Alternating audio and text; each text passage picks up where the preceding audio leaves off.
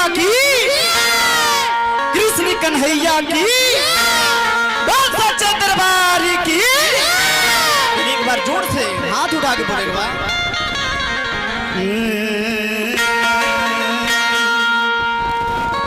भक्त गइल बा माई के दरबार में, श्री कृष्ण जी के दरबार में गइल बा। हमार सूरज भैया के फरमाइश बा कि हो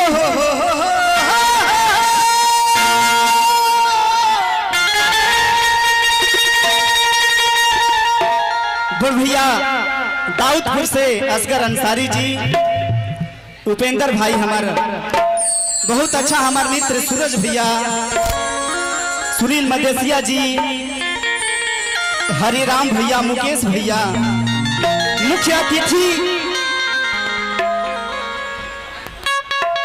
चेयरमैन साहब सुनील भैया मंच पर आए थे तो बड़ा अच्छा लगे। नीरज मदेशिया जी, अमित दुबे जी, पिंटू कुशवाहा, विवेक कुशवाहा, सूरज कुशवाहा, उपेंद्र, हमार अजीज मित्र राजीव कुमार, हरे राम भैया, मुकेश चौहान, डीजे बिट्टू जायसवाल, मेहरवा, संजीत, तमाम और एक जना के छूटता हो पंकज भाई, बहुत अच्छा हमार मित्र, सब लोग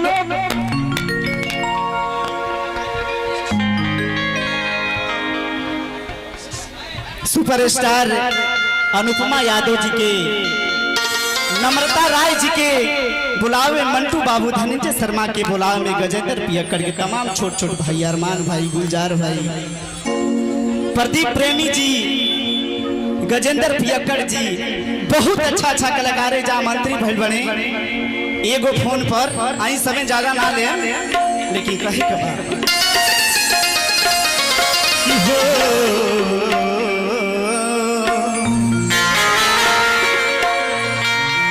आई आर के डीजे साउंड सर्विस मेहरवा धाम, कोनो भी शुभ कार्य होके तो आर के डीजे साउंड सर्विस से संपर्क करें।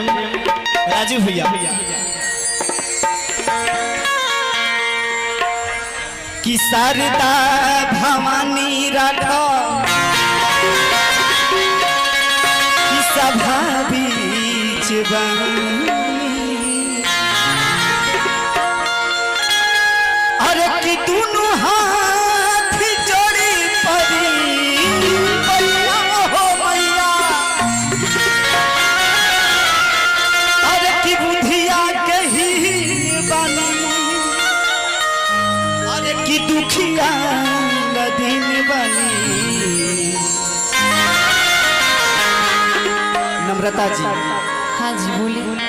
कि नहीं पूरा पढ़नी, अरे पढ़ैया हो मैया,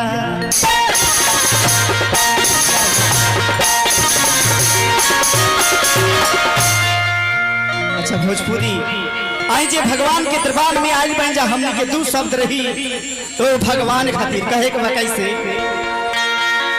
अरे कि दुखियों का रक्षा करो, कि करे संत सेवा, हे बाबा, अरे कि क्या है तेरी मर्जी कि करूं तेरी सेवा, जय गणेश जय महादेव, जय गणेश जय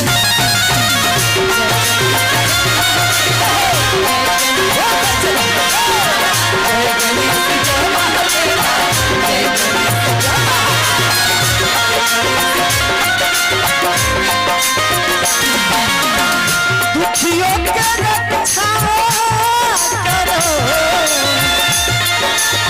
और एक माइक होके ए बोलू भैया, एक माइक होके, और बड़े अच्छा हमारे मित्र हरे राम भैया, हमारे कला साथी,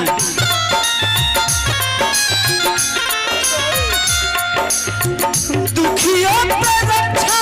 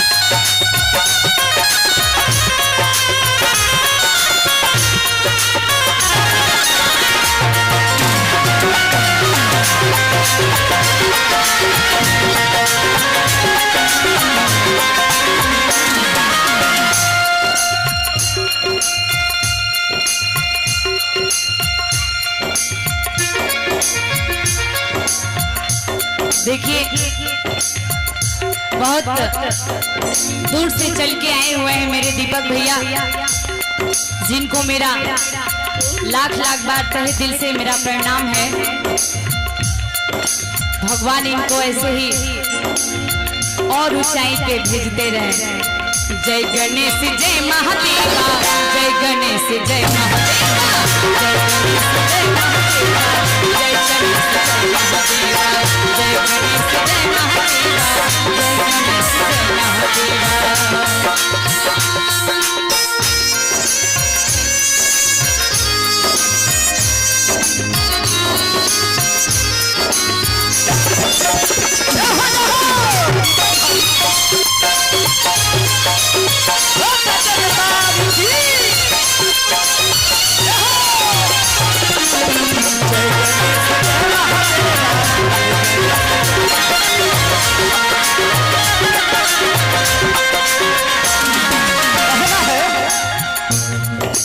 ओम नमो नमो नमो नमो नमः, ओम नमो नमो नमो नमो नमः।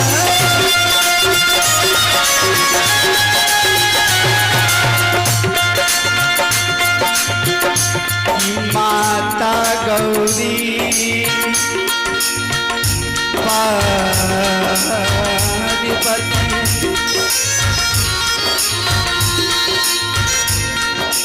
की पीता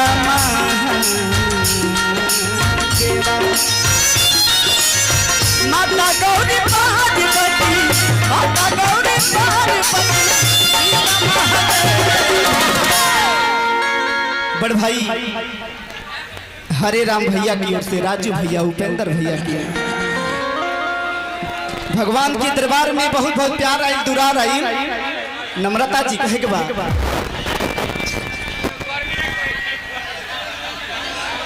कि क्या है तेरी मर्जी वो बाबा।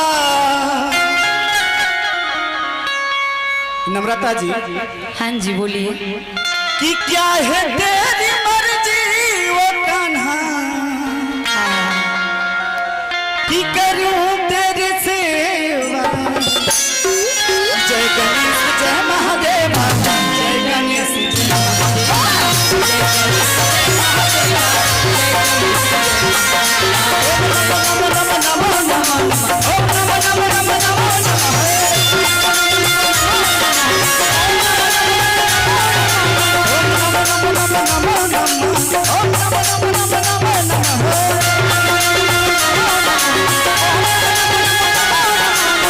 जय गणेश जय महादेवा, जय गणेश जय महादेवा, जय गणेश जय महादेवा, जय गणेश जय महादेवा, जय गणेश जय महादेवा, जय गणेश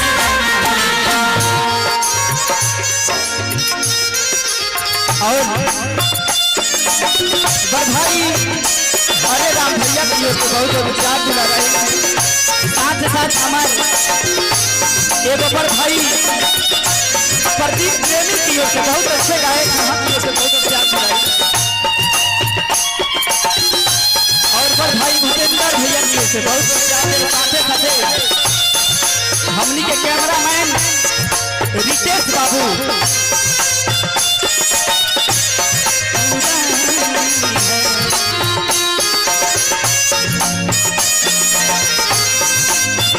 जय गणेश जय महादेवा, जय गणेश जय महादेवा, जय गणेश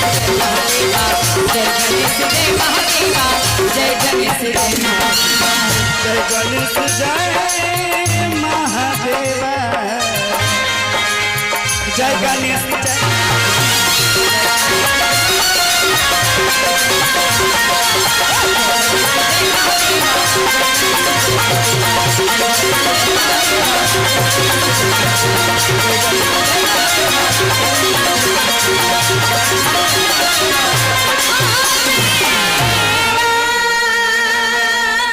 प्रेम से बोली सच्ची दरबार की, हरि राम महाराज की, कृष्ण भगवान की।